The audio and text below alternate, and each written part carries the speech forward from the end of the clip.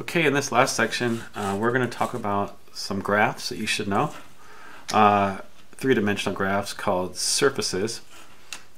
Cylinders is the first type. A cylinder is involved when you have an equation that's missing a variable. See how there's no y term here? That means y can be anything. It looks like a circle in the xz plane. In fact, I should say the xz plane. Yeah, this right here is the xz plane. That's called the trace. The trace in the xz plane is a circle. But since y can be anything, we actually have this infinitely long tube. It would be called a cylinder, a circular cylinder that's along the y-axis. Let's keep on going.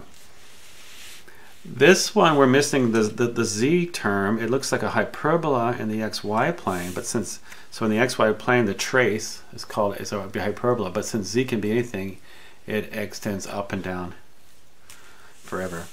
All right, see if you can. Since you have a missing x term here, you can kind of get an idea what that looks like. See if you can graph this. Hit the pause button. See if you can graph this. So you get kind of a gutter-looking thing, right? In the zy plane, you have a parabola, but since x can be anything, you have to allow it to extend in the x direction forever. Let's do one more type of cylinder. This is kind of hard to graph, but this is z equals sine y. In the zy plane, the trace in the zy plane is a sine curve, but notice x can be anything, so it extends in the x direction forever. You get kind of this noodle-looking thing. It looks like a piece of lasagna, doesn't it? Anyway, so those are the cylinders. Let's look at some what are called quadric surfaces. These come up a lot also, so you need to learn to recognize these.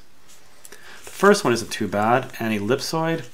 An ellipsoid is kind of like a sphere, but it's more general than a sphere, right? A sphere is when A, B, and C are all equal, but they don't have to be. So think of a sphere as a special type of ellipsoid. One way to help you graph it is to look at what are called the traces, right? When in the xy plane, when z is 0, you see how you have an ellipse, right? That's what you have.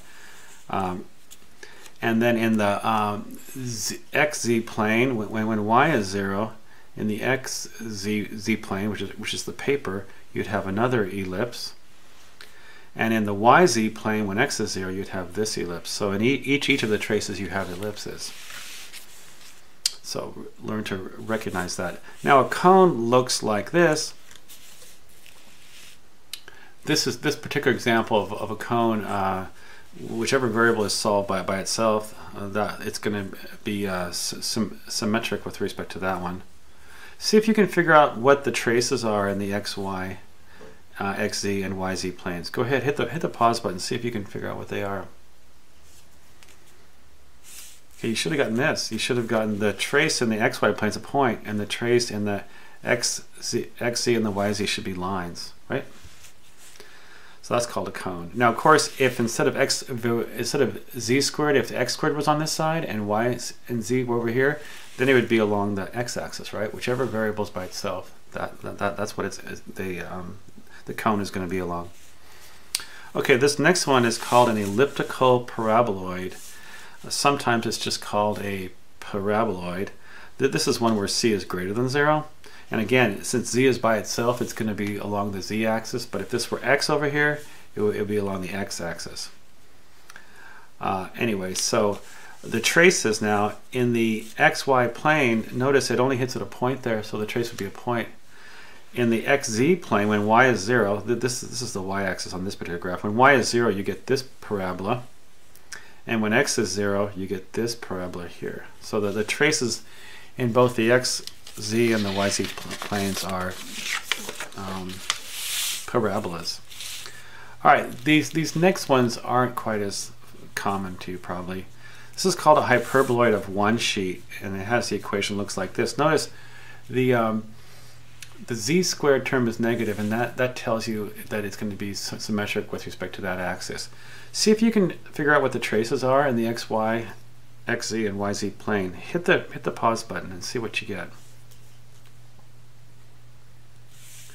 Well, you should have gotten in the xy plane ellipses, in the xz plane hyperbolas. That would be here and here.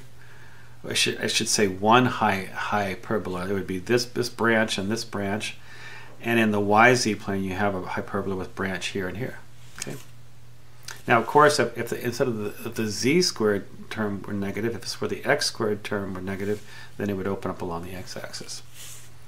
Now, the hyperboloid of two sheets looks a little bit different than this first one. Let's see if we can compare these. With the hyperboloid of one sheet, you have the negative term in front of one variable, but with the hyperboloid of two sheets, the variable that doesn't have the negative in front of it is where the axis is going to be that you're around. Okay, notice how z is the only term that doesn't have a negative in front. So see if you can figure out what the traces are in the xy plane, the xz plane, and the yz plane. In each of the planes, see if you can figure out what the traces are. You should have gotten in the xy plane there's nothing. In the xz trace you get a hyperbola with branch here and here. In the yz plane you get a hyperbola with branch here and here. Okay, this last one is kind of hard. This is the hyperbolic paraboloid. This is one where it looks like some kind of potato chip kind of thing I've seen before. It's always food, isn't it? This one, notice it's going to be along the z-axis if z is by itself. This one is for a positive c. I'll show you why I can tell. That c is this number here. But anyway, in the xy plane, it's kind of hard to see this, but it is hard to see this. But you actually get lines. You can actually see it better from the equation. When z equals 0, you get x squared over a squared equals y squared over b squared, and when you solve this for y, you get y equals plus or minus b over ax. You do get these two crossing lines in the xy plane. It is hard to see that though, I guess. In the xz plane, when y is 0, you're going to get a parabola. When y is 0, you get z equals c over ax squared. Now, c over a squared. Isn't that right, when y is 0? Yes, c over a squared. Now, the reason why I know that is because in the xz plane, which is this parabola right here, see how it opens up in the xz plane? This is x right here. On this particular one, this is x. Okay, so I know that c has to be positive because that's the only way you get a parabola opening up, you see? Whereas in the yz plane, yz plane is when x is 0. You see this parabola here?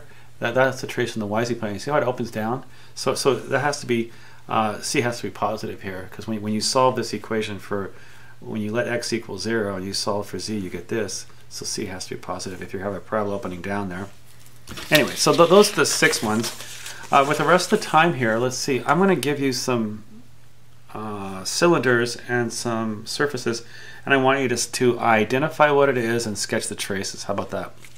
Here's the first one. So tell me what it is and sketch the traces.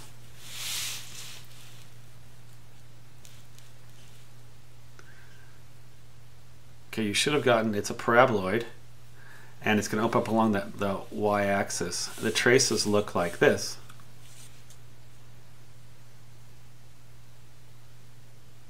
Okay, let's do another one. This one here. I identify what it is and draw the traces. Okay, this one's a cone. It's a cone along the y-axis, and the traces look like this.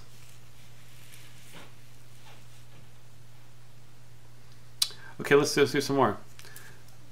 So don't forget, hit the pause button and try it on your own before you see the answer. All right, try this one. I identify what it is and draw the traces in the x, y, yz, and xz planes. That looks like a hyperboloid of one sheet, yeah, along the y-axis. The traces look like this. Okay, let's do a few more. Let's keep on going here.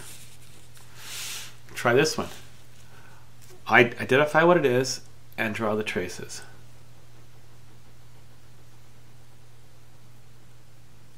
Okay, you should have gotten, since you have a missing variable, that's a parabolic cylinder, isn't it? And I think I have a graph of it somewhere. It looks kind of like that. It's not a very good picture, but that's kind of what it looks like. So the traces are kind of funny.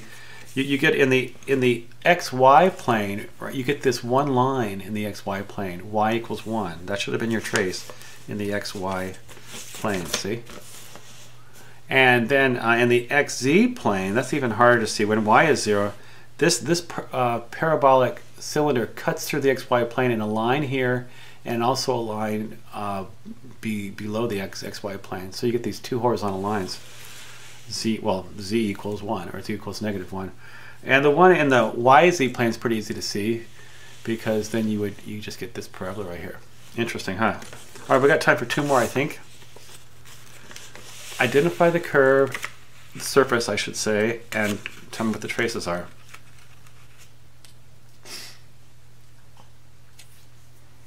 If you rewrite it like this, then isn't this the hyperboloid of 2 sheets along the y-axis? So the traces should look like this.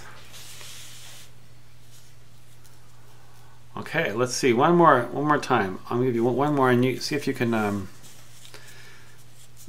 identify what it is and tell me what the traces look like. There it is. There's the curve. I should say the surface. Okay, missing term. So Z can be anything. It looks like a hyperbola. So that would be called a hyperbolic cylinder.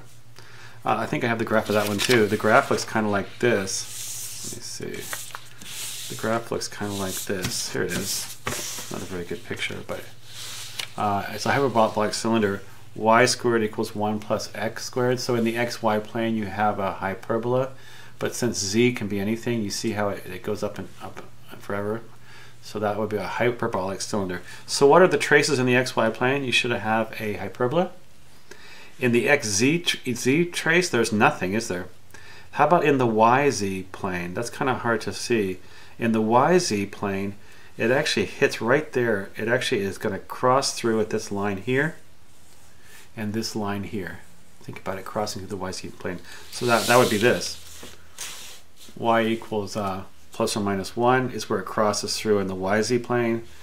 Nothing in the XZ, and hyperbola in the XY. Alrighty, we'll see you next time. Bye-bye.